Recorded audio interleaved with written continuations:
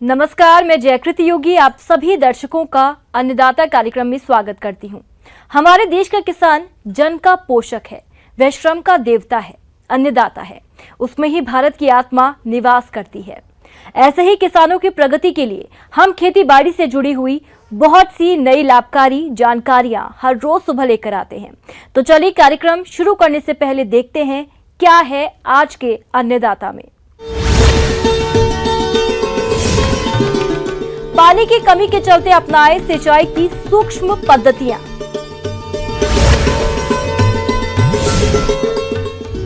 वानिकी वृक्षों की नर्सरी तैयारी पर तकनीकी सलाह।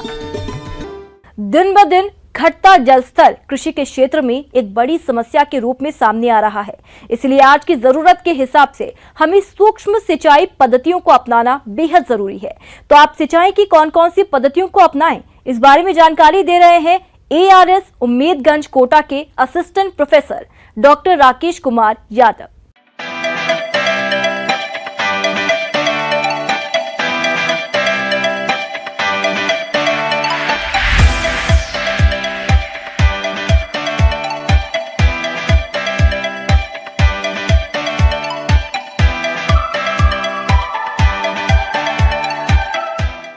आज मैं आपको ड्रिप और फव्वारा विधि से सिंचाई करने के जो फ़ायदे हैं किसानों को वो मैं आपको बताऊंगा।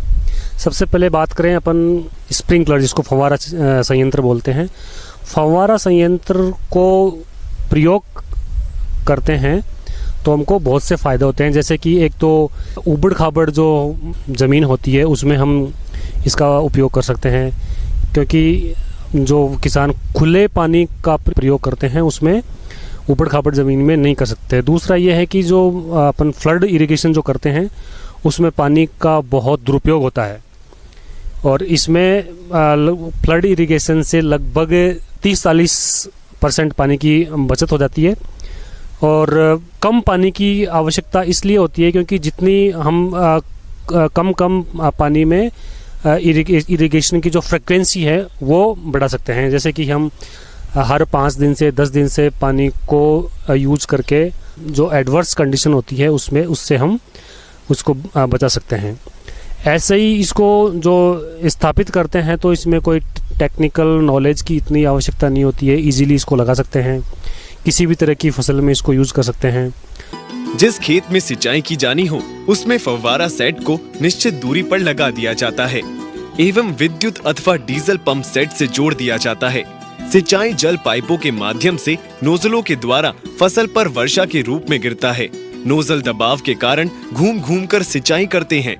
क्यारी एवं नालियां बनाने का झंझट नहीं रहता, जिससे फसल के अंतर्गत क्षेत्रफल बढ़ता है और अतिरिक्त उत्पादन मिलता है। फव्वारा सेट को एक आदमी आसानी से एक स्थान से उठाकर दूसरे स्थान पर ले जा सकता है। सर्दी में पाले से बचाव हेतु तत्काल अधिक क्षेत्र में सिंचाई करना संभव है। इसके अलावा बात करते हैं ड्रिप इरिगेशन की। तो ड्रिप इरिगेशन में पानी की बचत सबसे अधिक होती है। जितनी भी हमारी जो सिंचाई की विधियां हैं सबसे अधिक ड्रिप इरिगेशन से ही सबसे अधिक पानी की बचत होती है। इसमें लगभग 70-80% के आसपास इसमें पानी की बचत हो जाती है फ्लड इरिगेशन के कंपैरिजन में। इसमें जितना पौधे को आवश्यकता होती है उतना ही हम पानी पौधे को देते हैं, जिससे कि इसका एक फ़ायदा ये है कि पौधे के जड़ के आसपास में पानी दिया जाता है, जिससे क्या होगा कि जो एरिया पानी कवर कर रहा है पौधे के आसपास में उसके अलावा पानी जहाँ नहीं लगेगा तो उसमें खरपतवार नहीं होंगे, और खरपतवार नहीं होंगे तो किसान भाइयों की जो एक्स्ट्रा जो मेहनत लगती है खरपतवार निकालने में या उसको दवाइयों से ख़त्म करने के लिए तो वो बच जाएगी, और हमारे इसकी क्वालिटी अच्छी होगी। जो भी प्रोड्यूस लेंगे हम उसकी क्वालिटी अच्छी होगी। इरिगेशन का एक सबसे बड़ा फ़ायदा ये और है कि हम इसके साथ में जो उर्वरक होते हैं उसका भी हम इसी ड्रिप लाइन के साथ ही उपयोग कर सकते हैं, जिसको हम फर्टिगेशन बोलते हैं। फर्टिगेशन का फ़ायदा ये है कि हमको अलग से उर्वरक डालने की ज़रूरत नहीं पड़ती है, और जितना पौधे को आवश्यकता होती है उतना ही उर्वरक काम में लेते हैं। और इसमें जो फालतू जैसे हम ब्रॉडकास्ट करके जैसे छिड़कवा विधि से कोई जैसे अपन यूरिया डालते हैं तो उसमें बेकार चला जाता है, लीच हो जाता है, तो इसमें उतने ही उर्वरक की जितने पौधे की आवश्यकता होती है उतना ही हम यूज़ करते हैं। तो इसमें उर्वरकों की जो हमारी जो कॉस्ट ऑफ कल्टीवेशन है वो भी कम होती है। ड्रिप विधि में पानी को जल स्रोत से उठाकर फिल्टर द्वारा छानकर HDPE द्वारा PVC पाइप द्वारा पहुंचाया जाता है। घुलनशील उर्वरक व रासायनिक पदार्थों का प्रयोग करना हो तो पंप तथा फिल्टर के बीच में एक टैंक का प्रावधान रख देते हैं। बागवानी फसलों में पौधों की प्रत्येक पंक्ति के साथ एक शाखा लाइन तथा कम दूरी वाली फसलों में 2 पंक्तियों के मध्य एक शाखा लाइन बिछाई जाती है। पौधों की सिंचाई के लिए प्रत्येक पौधे के पास शाखा में ड्रिपर लगा दिए जाते हैं। प्रत्येक पौधे हेतु ड्रिपरों की संख्या एवं क्षमता पौधों की प्रतिदिन जल मांग पर निर्भर करती है। प्रारंभ में पौधों को कम पानी की आवश्यकता होती है, परंतु धीरे धीरे पौधे का फैलाव बढ़ने से विकास के साथ पानी की आवश्यकता भी बढ़ती जाती है। वाष्पोत्सर्जन की दर के हिसाब से दिसंबर जनवरी में बूंद बूंद संयंत्र चलाने का समय आधा घंटा, जबकि मई जून में 2 से 3 घंटे रखना होता है। वाष्पीकरण से होने वाले नुकसान को कम करने के लिए प्लास्टिक मल्च का प्रयोग किया जा सकता है। और इसमें सरकार द्वारा अनुदान भी देय होता है। अनुदान के लिए हम नज़दीकी जो हमारा कृषि विभाग का कार्यालय होता है, हर पंचायत समिति लेवल पे इसका कार्यालय होता है, और किस तरह से अनुदान मिलता है, कितना अनुदान मिलता है, वो सारी जानकारी हम सहायक कृषि अधिकारी कार्यालय से प्राप्त कर सकते हैं। सिंचाई के पानी में रेत, लवण व अन्य कचरे के कारण ड्रिपर के पानी बहाव में अवरोध पैदा हो जाता है। अतः संयंत्र का रखरखाव अच्छी तरह से करना चाहिए। उपयोगकर्ता को स्क्रीन डिस्क फिल्टर व ड्रिपर की समय समय पर जांच करनी चाहिए और संभव हो तो प्रति सप्ताह फिल्टर की जाली को एक बार साफ करें।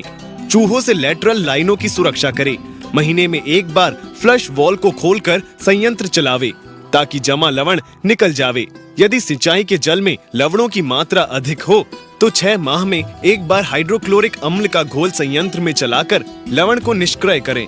इस दौरान ड्रिपर को पौधों से दूर रखें। सिंचाई के पानी के साथ रासायनिक खाद एवं दवाइयों का प्रयोग करने के तुरंत बाद पाइपलाइनों को अवश्य साफ करना चाहिए।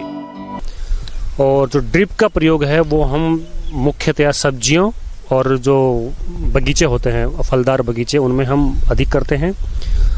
आजकल तो सीरियल क्रॉप में भी जो खाद्यान्न फसलें उनमें भी करने लगे हैं, लेकिन सबसे ज़्यादा जो इसका महत्व है वो सब्जियों और जो फलदार जो बगीचे होते हैं उसमें इसका हम प्रयोग करते हैं। किसान भाइयों, अभी तक आपने खेती से जुड़ी हुई कुछ उपयोगी जानकारियां देखी। अब लेते हैं एक छोटा सा ब्रेक, जल्द ही लौटेंगे और कार्यक्रम में आगे भी हैं खेतीबाड़ी से जुड़ी महत्वपूर्ण जानकारियां, तो बने रहिए हमारे साथ।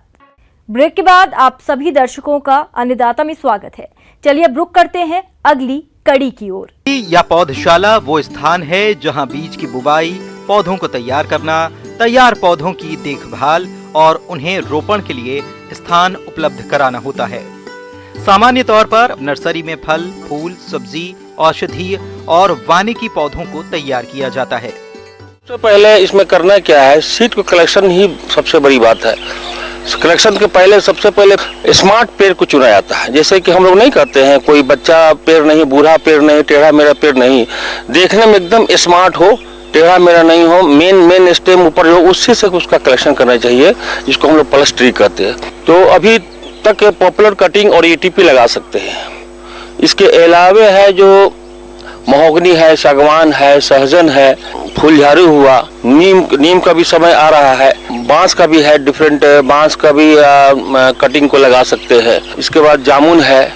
इस तरह के सीड को कलेक्शन किया सकता है। सब सीड कलेक्शन करके पहले उसको सुखाकर ग्रेडिंग कर लेते हैं। ग्रेडिंग करके छांट के उसको हम लोग ट्रीटमेंट करेंगे। ट्रीटमेंट में क्लोरोपाइरिस बहुत जरूरी है। क्लोरोपाइरिस 2 मिनट, 5 मिनट या जीरम या थीरम से उसको ट्रीटेड करके तभी लगाना चाहिए। कटिंग की भी जहाँ तक बात है, चाहे कटिंग पॉपुलर हो या कोई बांस हो या एनी अदर हो, उसमें भी उपचारित किया जाता है। जैसे क्लोरोपाइरिस 2 ml पर लीटर के रेट से उसमें 2-4 मिनट, 5 मिनट, मैक्सिमम 5 मिनट उसे उपचारित कर ही के लगाना चाहिए, ताकि ये इन्फेक्शन और फंगल और इंसेक्टिसाइडल का जो रहता है उसमें इस तरह से किल होता है, फ्रेश हो जाता है।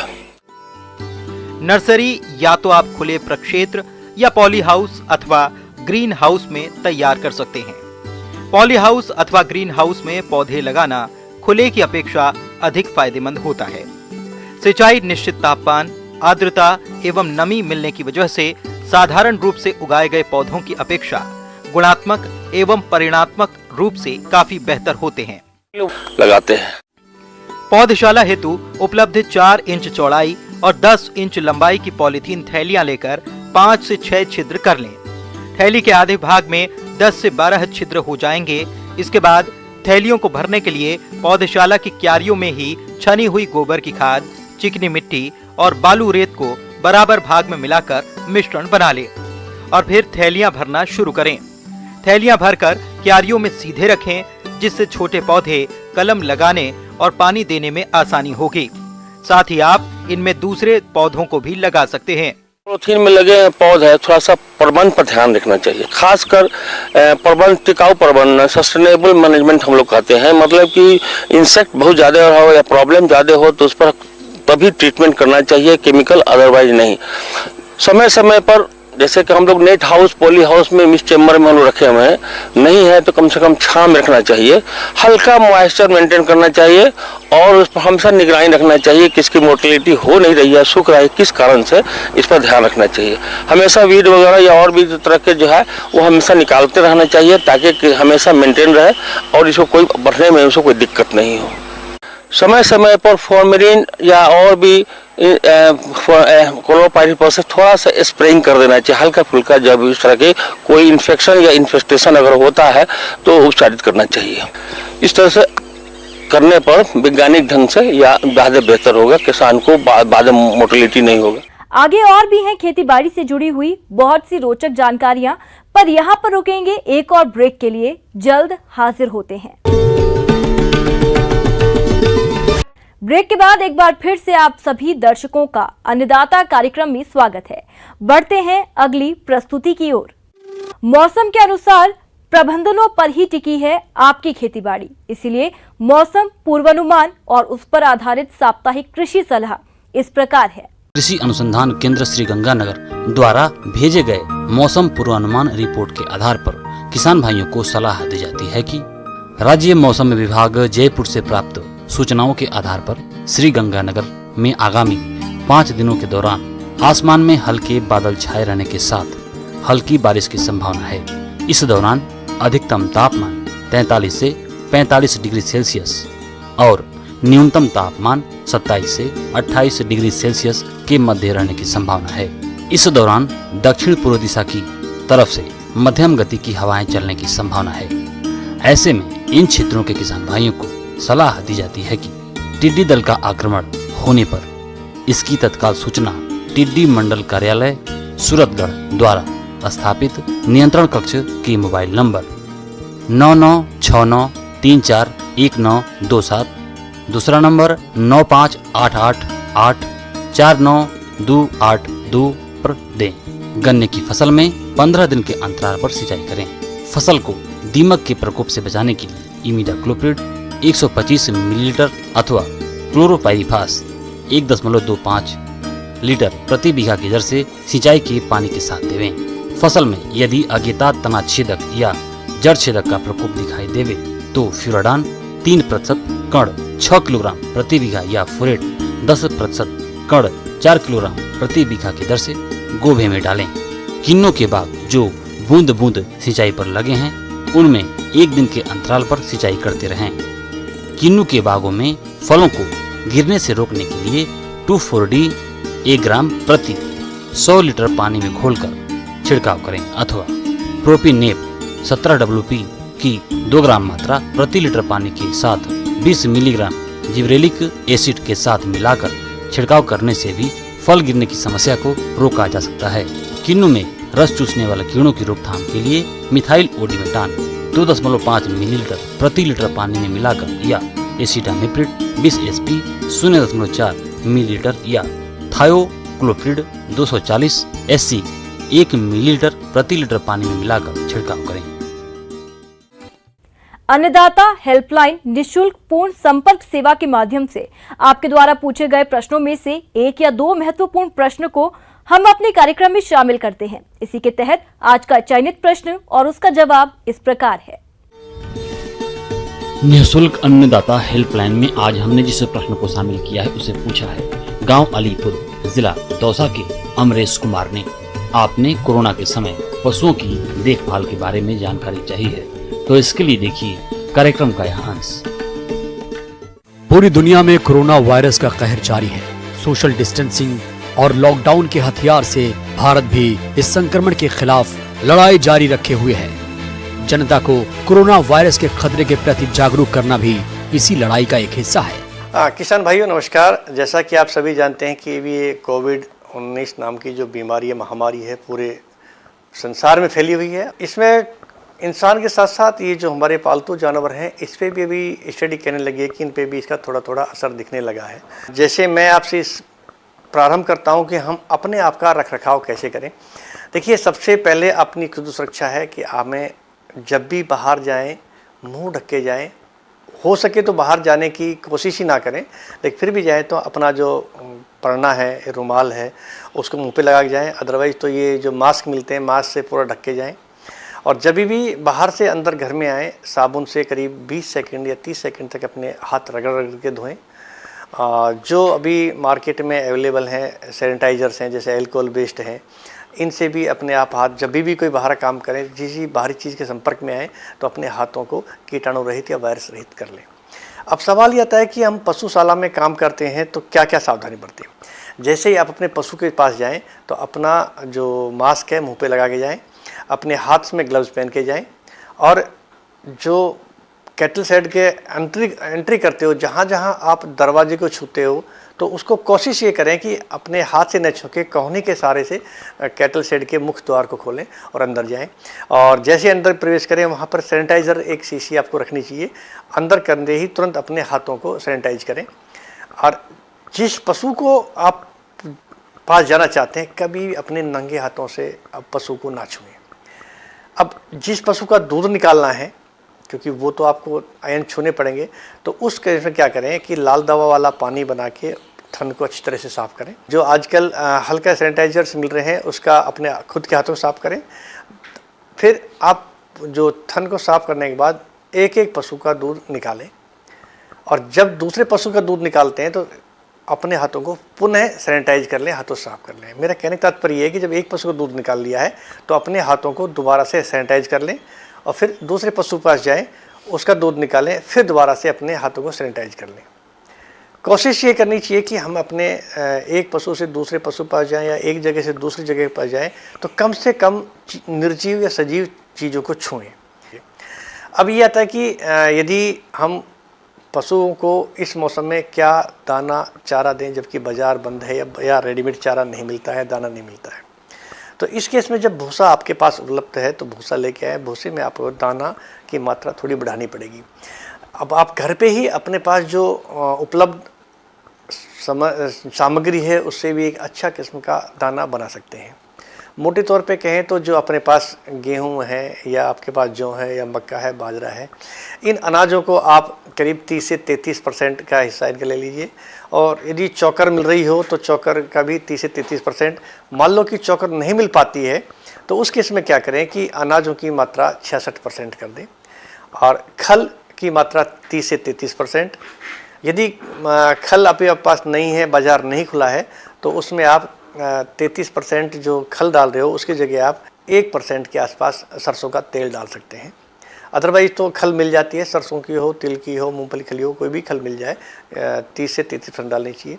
बाज़ार में मिनरल मिक्सचर मिल जाता है, और आजकल सभी किसान भाई अपने घर पे रखते हैं, तो मिनरल मिक्सचर 2% रखें और साधारण नमक 1% रखें। तो ये 5 तत्व हैं, इनको मिलाकर आप अपने उच्च क्वालिटी का राशन घर पे ही बना सकते हैं और अपने पशुओं को खिला सकते हैं। अब यदि किसी किसान भाई ने हरे चारे का साइलेज बना रखा है तो सब साइलेज के जो पिट है उसको खोलें, तो उससे पहले भी आप अपने हाथों को सैनिटाइज कर लें। अपना मुंह पे मास्क होना चाहिए, और उसके बाद अपने जितनी आवश्यकता है उतना साइलेज निकालें और अपने पशुओं को डाल दें। एक और मैं सलाह देना चाहता हूँ कि जितने पशुओं की जो पशुशाला है उसमें आगंतुक जो होते हैं उनको ना आने दें, यानी कि काम करने वाले लेबर या परिवार सदस्य हैं उनको भी कम से कम करें। कोशिश करें एक या दो ही आदमी वहाँ जाएं और वो भी पूरी तरह से अपने शरीर को जैसे ग्लव्स पहन के गए, मुंह को ढक के गए, हाथों को सैनिटाइज करके जाएं, नहीं कम से कम बाहरी चीज़ों को अंदर आने दें। अब एक समस्या और आ रही है कि हर एक किसान भाई ने कुत्ता या बिल्ली ऐसे पालतू जानवर पाल रखे हैं। हम ये मानते हैं कि कुत्ता अपने डेयरी फार्म में चौकीदारी के लिए ज़रूरी है डालते हैं, लेकिन उन पशुओं को भी ध्यान रखें कि ये अभी रिसर्च ये कहती है कि किसी विदेश में एक बिल्ली को ये कोरोना हो गया है, लेकिन ये अभी रिसर्च नहीं है कि बिल्ली से, कुत्ते से ये जानवर से इंसान में आ सकते हैं, अभी ये रिसर्च नहीं हुई है। लेकिन सावधान तौर पर हम ये कहना चाह रहे हैं कि इन चीज़ों को भी आप ना छुएं। यदि किसी इंसान को ये बीमारी हो गई है तो वो उसका जो छींकता है, खांसता है, तो दूसरे पशु में लगने के चांसेज हैं। कुत्ते बिल्ली पे जैसे हमें प्यार से हाथ फेरते हैं तो अवॉइड कीजिए, अपने कुत्ते बिल्लियों पर प्यार से हाथ फेरना अवॉइड कीजिए या मास्क लगा के पहनिए। यदि किसी किसान भाई को छींक आ रही है तो हमेशा अपनी कोहनी की तरफ छींकें, हाथ में ना छींकें। और जैसा कि हमारी भारतीय संस्कृति है हाथ जोड़ के नमस्ते करना, तो दूर से अभिवादन करें। किसान भाइयों, अन्नदाता आपकी सेवा के लिए संकल्परत है। कृषि संबंधित समस्या और सुझावों के लिए आप हमें इस पते पर संपर्क कर सकते हैं। प्रोड्यूसर अन्नदाता news 18 Rajasthan, Ramoji film city, Hyderabad 501512। साथ ही आप हमें ईमेल भी कर सकते हैं। हमारा ईमेल है p18annadatarajasthan@nw18.com। इसके अतिरिक्त आप हमें निःशुल्क हेल्पलाइन नंबर 180041922155 पर सोमवार से शनिवार सुबह 10 से शाम 4 बजे के बीच संपर्क कर सकते हैं। किसान भाइयों, अब समय हो रहा है आपसे विदा लेने का, तो हमारी अन्नदाता टीम को दीजिए इजाजत। कल फिर आपसे मुलाकात होगी कृषि संबंधित कुछ और महत्वपूर्ण जानकारियों के साथ। नमस्कार।